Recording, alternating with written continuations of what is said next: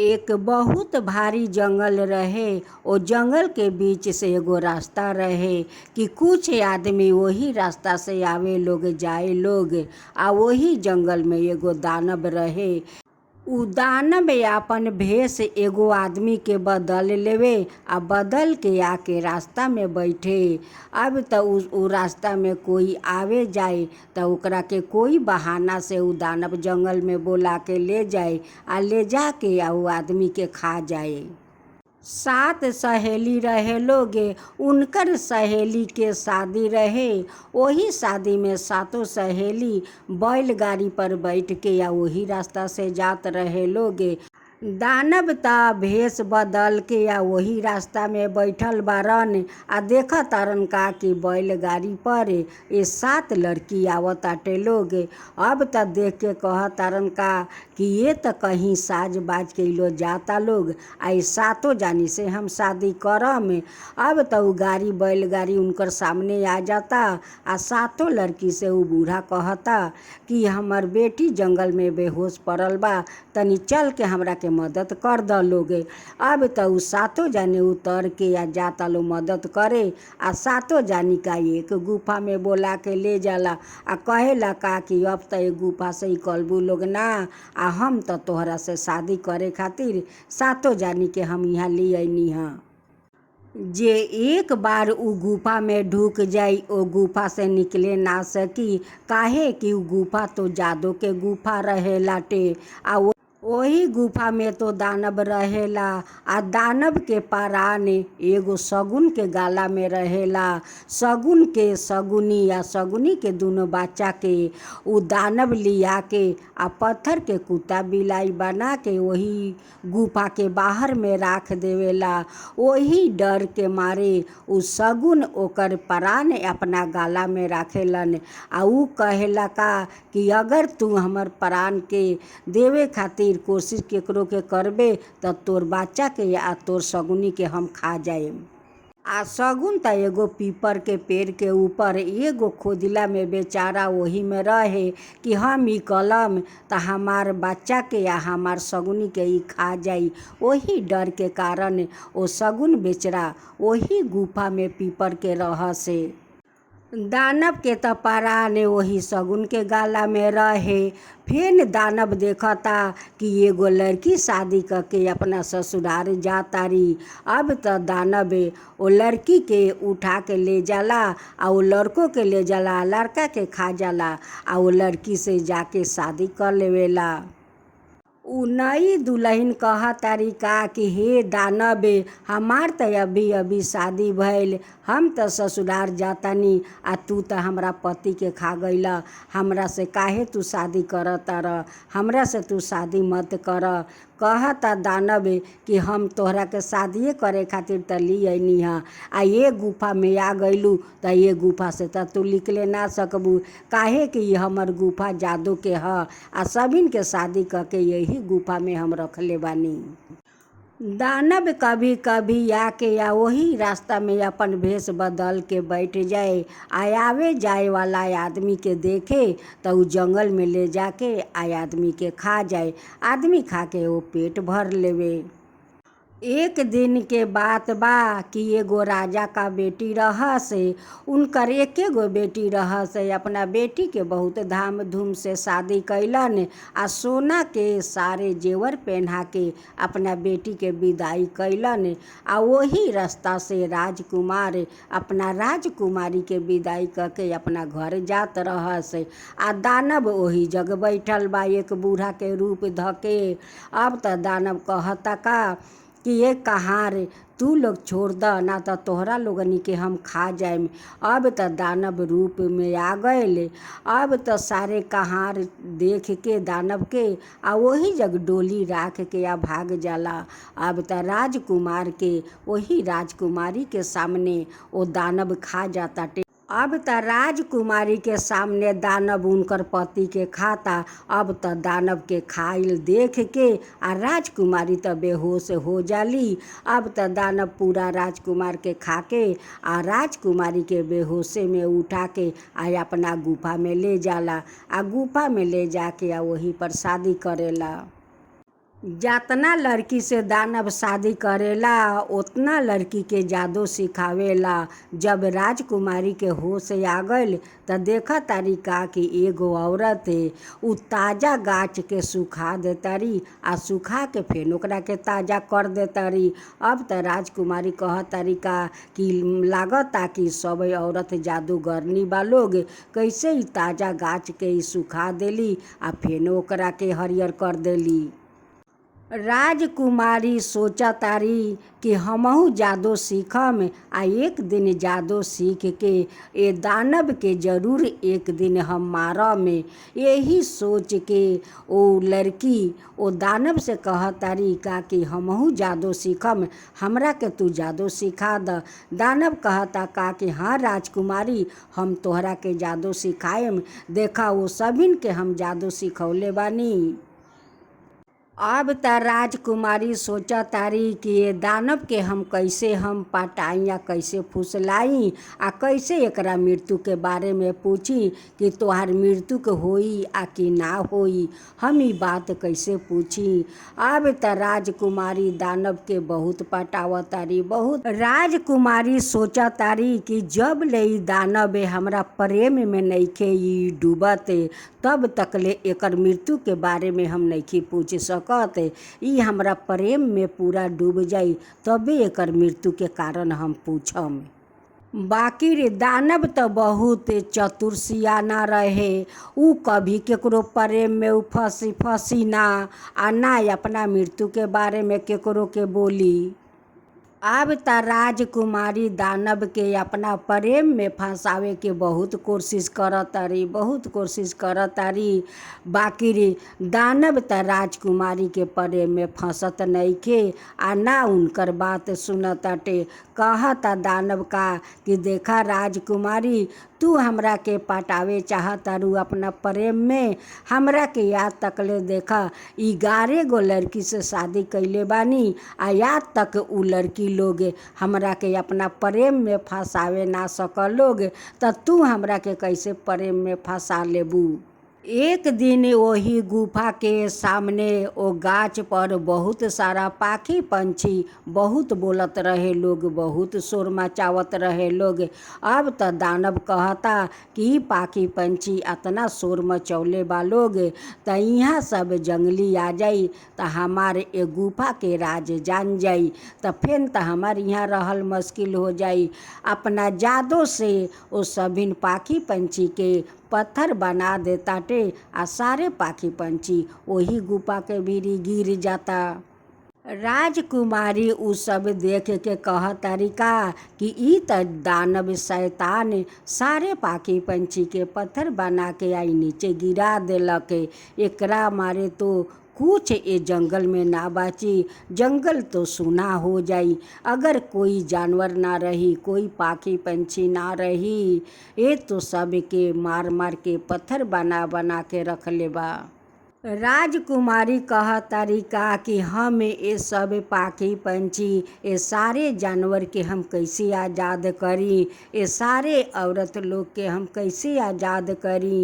ये त दानव हमरा प्रेम में फंसत नइखे आ एकर मृत्यु के बारे में हम कैसे पूछी, एकरा के हम कैसे मारी। राजकुमारी कृष्णा भगवान से हाथ जोड़ के कहतारी कि हे कृष्णा भगवान, अब रौरे हमरा के रास्ता देखाई कि ए दानव के हम कैसे मारी। अगर ए दानव नइखे मरत त देखी ए गुफा में इतना औरत लोग के ई कैद कैले बा, इतना जानवर लोग के पत्थर बना देले बा, पाखी पंछी तक पत्थर बना देले बा। ये सब के कैसे हम मुक्ति दिलवाई, हे कृष्णा भगवान कैसे मुक्ति दिलवाई। रौरे हमरा के राह देखाई कि ए दानव के हम कैसे मारी। कृष्णा भगवान राजकुमारी के सपने में आवतारन आ कहतारन का कि हे राजकुमारी, तू जानतारू कि इनकर प्राण कहाँ बाटे। राजकुमारी कहतारी का कि हे प्रभुनाथ, हम त रौरा से इहे पूछे चाहतानी कि ए दानव के प्राण कौन ऐसन चीज में बाटे कि एकरा के हम मारी आ सभिन को हम आज़ाद करी। कृष्णा भगवान कहतारन का कि ल सुना, देखा एक सगुन बा, वही सगुन के गला में ये दानव के परान बाटे। आ ऊ सगुन एक पीपर के गाछ के खोदिला में छुप कर बैठल बाटे। काहे बैठल बा कि उनकर सगुनी या उनकर दोनों बच्चा के ऊ दानव कुत्ता और बिलाई बना के पत्थर के रखले बा। आ कहेला का कि जब तू बाहर अबे तो तोरा सगुनी या तोर बच्चा के खा जाए में। ओ के लिए ओ सगुन बेचारा ओ कभी अपना खोदिला से बाहर ना निकलेला। वही खोदिला में ऊ सगुन रहेला। आ वही सगुन के गाला में ओ दानव के परान बाटे। ओ सगुन के पहले दोनों आँख निकाले के परी, आ दोनों चोंच पकड़ के या फटावे के परी। आ जो ओ सगुन के गाला के अंदर में एगो कंठ बा, वही कंठ में ओ दानव के परान बाटे। ओ कंठ के निकाल के आग में जरा देवे के लगी, तबे जाके दानव के मृत्यु के होई, ना तो ओकर मृत्यु ना होई। सगुन के मरले से ओ दानव के कभी मृत्यु ना होई। ओ कट के लेके आग में जरावे के पड़ी, तबे जाके ओ दानव का मृत्यु के होई। राजकुमारी सपने में कृष्णा भगवान के धन्यवाद करतारी कि हे कृष्णा भगवान, ए राह देखावे खातिर आ ये ज्ञान देवे खातिर हम रौरा के कुटी कुटी धन्यवाद करतानी। हे कृष्णा भगवान, सपना से कृष्णा भगवान अंतर ध्यान हो जातानी। राजकुमारी त वो 11 औरत से ज़्यादा जादू सीखले रहस। आ गुफा से निकल सकती त एक राजकुमारी निकल सकती। और एक दिन दानव कहीं दूर जंगल में शिकार करे चल जाला। राजकुमारी देखा तरीका कि ये त राजकुमारी देखा तरीका कि दानव त शिकार में चल गइल बाटे। अब त राजकुमारी कहा तरीका कि यही फाका में हमरा ऊ सगुन तक पहुँचे के पड़ी। अब त जा तारी आ ऊ पीपर के गाछ खोजा तारी। खोजते खोजते देखा तारी कि बहुत भारी एगो पीपर के गाछ लौकता। अब त कहा तारी का कि कृष्णा भगवान तो सपना में इहे गाछ के बारे में बात बतौले रहलन हटे। अब त ऊ गाछ पर राजकुमारी उठत तारी। उठत उठत देखा तारी का कि कुछ दूर के ऊपर एक खोदिला बा। वही खोदिला में सगुन छुप के बैठल बा। राजकुमारी जाके आ ऊ सगुन के पकड़ ले तारी। राजकुमारी ओ सगुन से कह तारी का कि सगुन, तू एक खोदिला में काहे छुप के बारा, एकर कारण हमरा के तू बताव। उ सगुन कह तारन का कि राजकुमारी हम का कारण बताई। हमार त पत्नी के या हमार दोनों बच्चा के उ दानव ले जाके आ पत्थर बना के राख देले बा। बिलाई कुत्ता के बहुत सारा पाखी पंछी के पत्थर बना के राख देले बा। बहुत सारा आदमी के पकड़ के खा जाताटे। आ बहुत सारे सुंदर लड़की देख के या ओकर के शादी करता। आ शादी करके ओकरा के जादूगरनी बनावताटे। आ ओ दानव के पारान त हमरा गाला में बाटे। आ ऊ बोलले बा का कि तू अगर बाहर निकलबे त तोरा सगुनी या दोनों बच्चा के हम खा जाएम। अब हम का करी राजकुमारी। वही डर के कारण से एक खोदिला से हम कभी ना निकालीला। आ कोई हमरा के तो मारे खातिर यहाँ आवत नहीं के। आज देख भगवान के कृपा बा कि भगवान आज तोहरा के यहाँ पेठा देले बारन कि आज तोहरे कारण सारा पाखी पंछी आ सारा आदमी का मुक्त मिल जाई। सगुन राजकुमारी के बतावतारन कि देखा आज हम सभिन को बताएम, तबे तो तू जाके सब कोई के तू जीवित करबू। देखा वहाँ पर दानवा सब के मांसो खा खा के आ हड्डी सब इकट्ठा क के रखले बा। बहुत सारे आदमी के आ जितना वहाँ पाखी पंछी कुत्ता बिलाई बा पत्थर के, वो सभिन तो जीव जंतु बाटे। अगर सगुन राजकुमारी से कह तारन का कि राजकुमारी तू ही त एगो बारू कि सारा जितना पाखी पंछी के तू ही त मुक्ति करे सकबू। आ जितना मरल आदमी बा उनका के तू ही त एगो बारू जीवित करे वाला। पहिले हमार कट के तू आग में जरा दिह, आ जब पूरा हमार शरीर जरावे जइह त ओमे से एक पाखा निकाल लिह। उहे पंख ओ जितना हड्डी बाटे ओ एक एक हड्डी पर ओ पंख छुआ दिह। सारे जितना आदमी का हड्डी ओ दानव इकट्ठा बिटोर के रखले बारन ओ सारे हड्डी के तू बिखेर दिह, आ एक एक हड्डी पर ए पंख छुआ दिह। सब हड्डी अपना अपना रूप में आ जाई लोगे। राजकुमारी उस शगुन के एगो पंख उखाड़ के अपना कमर में खोस लेतारी, आ शगुन के दोनों चोच पकड़ के आ उनकर कंठ निकाल लेतारी, आ कंठ के आग में जला देतारी, आ शगुन के वही आग में जला देतारी। शगुन के जलते जलते दानव के तो मृत्यु के हो जाता, उ तो मर जाता रन छटपटा के।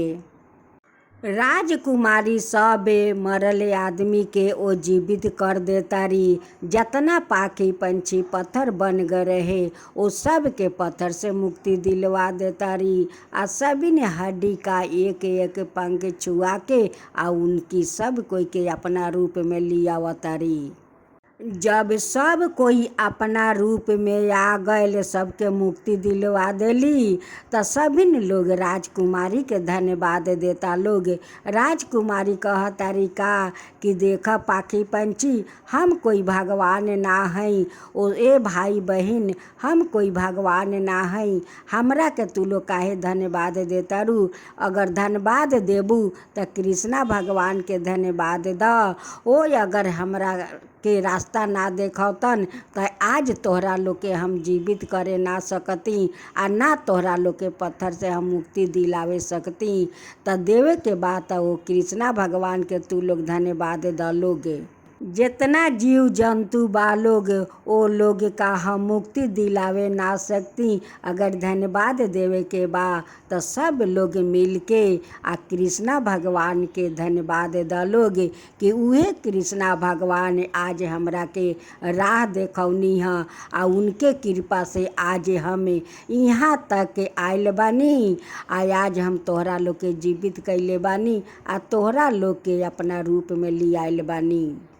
सभी लोग पंछी पाखी सब लोग मिल के कृष्णा भगवान के धन्यवाद करताटे लोग, आ कहता लोग का कि हे कृष्णा भगवान, आज त रौरा मोसीहा बना के आई लड़की के हम लोग के पास पेठौनी। अगर रौरा मोसीहा बना के ना पेठौती तो आज हम लोग जीवित ना होती।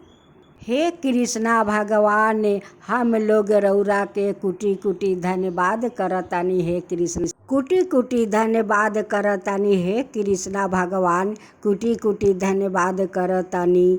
राउर कृपा अपरंपार बा। हे कृष्णा भगवान कृपा अपरंपार बा कि इस राजकुमारी के रौरा मोसीहा बना के पेठौ रौरा मोसीहा बना के ए राजकुमारी के पेठौनी हम लोग के मदद खातिर। हे कृष्णा भगवान, हे कृष्णा भगवान हम लोग के मदद करे खातिर राजकुमारी के पेठौनी। रौरा के हम कुटी कुटी धन्यवाद करतानी।